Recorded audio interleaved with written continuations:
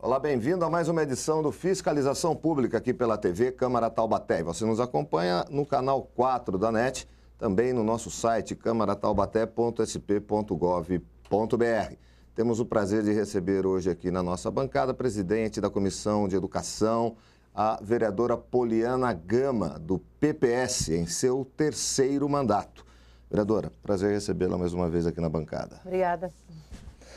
Vereadora, a senhora atuante, como na área de educação, está pedindo abertura de concurso público para professor 1, 3 e o cadastro de reserva. Nós estamos gravando esse programa no dia 27 de abril e hoje saiu noticiado na imprensa que a prefeitura já sinalizou para abertura de concurso. E a senhora não viu ser contemplada a área de educação de professores, por isso que a senhora está pedindo para poder preencher o número de vagas necessários, é isso? Pois bem, nós temos acompanhado isso ano a ano, desde o ano passado, quando o prefeito acenou oficialmente para que se organizasse as comissões que dariam aí conta de organizar o concurso, nós temos sistematizado esse acompanhamento.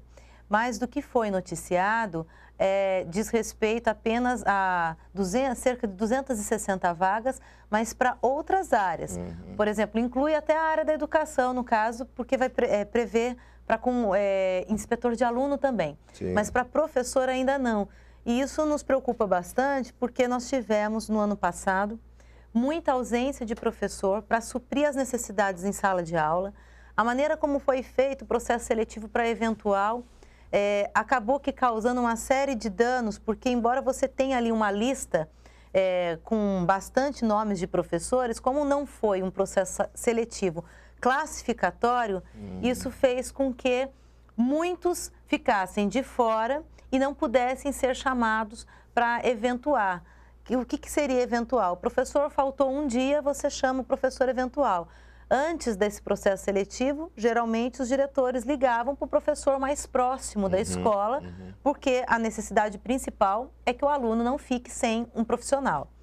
Mas como houve o processo seletivo e essa listagem acabou que não atendendo às necessidades, a gente teve situação de alunos sem professor, ficando com o inspetor de aluno, então ficando no pátio aguardando o profissional, e é isso que a gente não quer que se repita, por isso insistimos por concurso público para professor, porque sabemos que precisa. A defasagem na situação atual de professores é muito grande? Precisa ser concurso para muitos nomes, para muitos professores? Nós solicitamos essa informação da prefeitura para a gente poder precisar qual seria o quantitativo de professores necessários, não só de P1, de educação infantil, mas também para as demais disciplinas do ensino fundamental 2. E por que ainda eu acredito que eles não enviaram? Como nós aprovamos recentemente, reaprovamos, porque a questão da lei que limita o número de alunos por sala de aula, creio que se houver mesmo, por objetivo da prefeitura, concretizar a lei, ela precisará fazer todo um levantamento agora do seu alunado, a expectativa que a gente tem em termos de taxa de natalidade das crianças, para que a gente possa ter, então, um quadro da real necessidade de professores para atender essa demanda. Até porque vamos ter mais salas de aula. Justamente. Paralelo a isso, a gente organiza hoje o Plano Municipal de Educação e, em termos de plano, com certeza isso vai ser contemplado.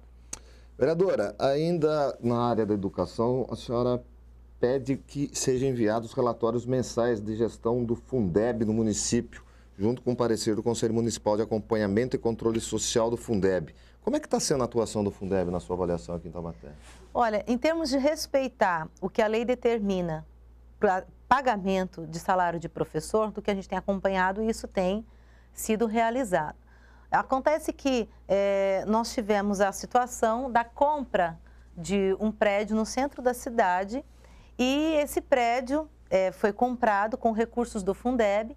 Pela legislação, você, a princípio, sendo bem justificado o objetivo dessa compra, ou seja, para usar para a educação com professores ou com alunos, não há problema da aquisição.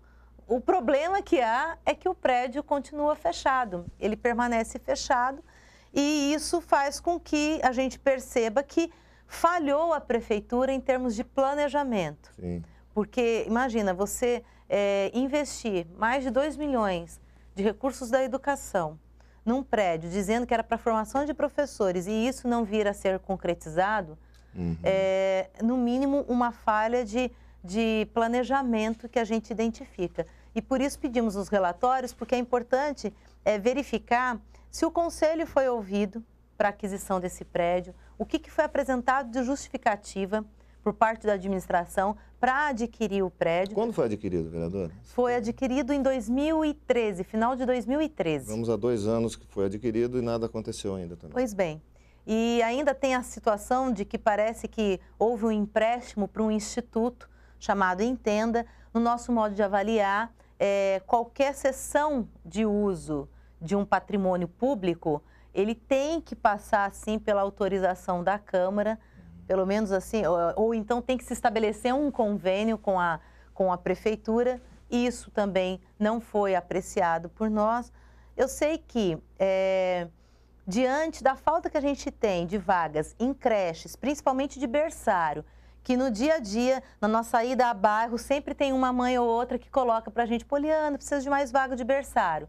Então, desses 2 milhões e pouco para ficar parado num prédio, por que a gente não construiu mais salas, né, de berçário para atender a demanda da população que necessita e que tem uma fila de espera grande ainda, bastante acentuada. Basta ver as inúmeras ações aí de conselho tutelar e até mesmo da Defensoria Pública que aciona buscando resolver.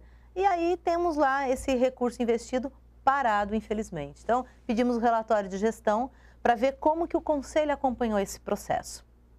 Vereadora, já faz alguns meses que teve início o ano letivo, né? E a senhora fez um requerimento em março, final de março, pedindo informações do porquê do não fornecimento de cadernetas e registros dos professores. Onde vai o nome do aluno para fazer chamada, as notas. Está faltando isso na rede municipal? Pois bem, é mais uma falha e que a gente identifica e atribui isso à falta de planejamento no setor. E, enfim, onde já se viu você ter uma coisa que é clara: todo ano você precisa ter a caderneta para você fazer o registro de aluno. Isso é muito sério, porque se um aluno, de repente, assim, um adolescente está indo para a escola, desvia do caminho porque resolve... tem até um termo que a criançada fala, né, que é o matar a aula com uma turma. Acontece um incidente nesse caminho. Se você não tem o registro de entrada e saída desse aluno, naquele período a gente pode entender o seguinte: cadê a escola? Sim. Ele saiu de casa para ir para a escola. Por que ele não está na escola? Aí você, não, mas ele não veio para a escola. Você, mas a senhora tem um registro de quem veio? Cadê a lista de chamada oficial da escola para a gente saber se realmente ele não estava sob a responsabilidade da escola? Então, pode parecer simples, mas não é simples. A questão da caderneta de chamada é zelar pela segurança do aluno, principalmente, e também do professor, e também a questão da organização escolar. Você tem que ali, pelo menos eu em sala de aula, eu estou afastada sem remuneração, mas sempre foi assim. Aluno que faltou 3 dias consecutivos, a regra, comunica a direção já vai saber o que está acontecendo.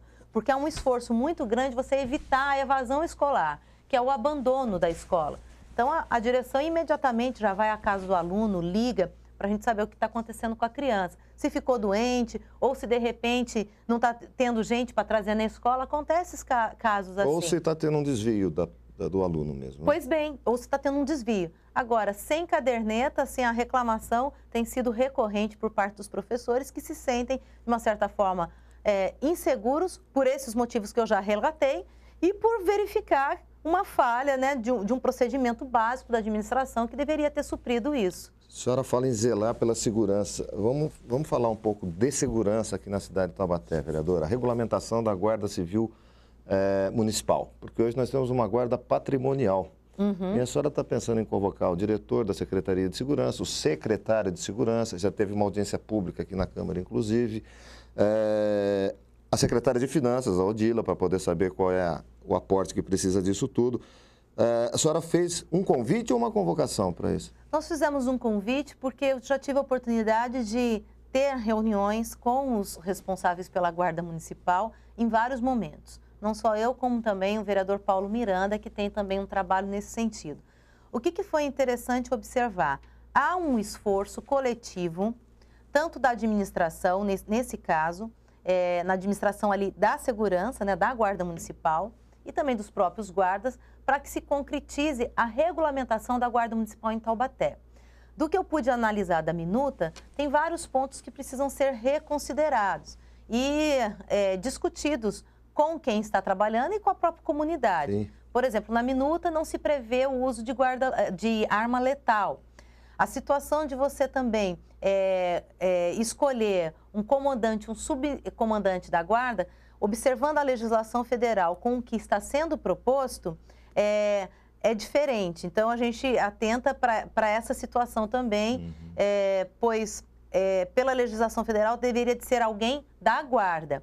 Um subcomandante, comandante, que não pertencesse ao quadro da guarda, somente nessa primeira etapa de formação e regulamentação, pelo que nós entendemos.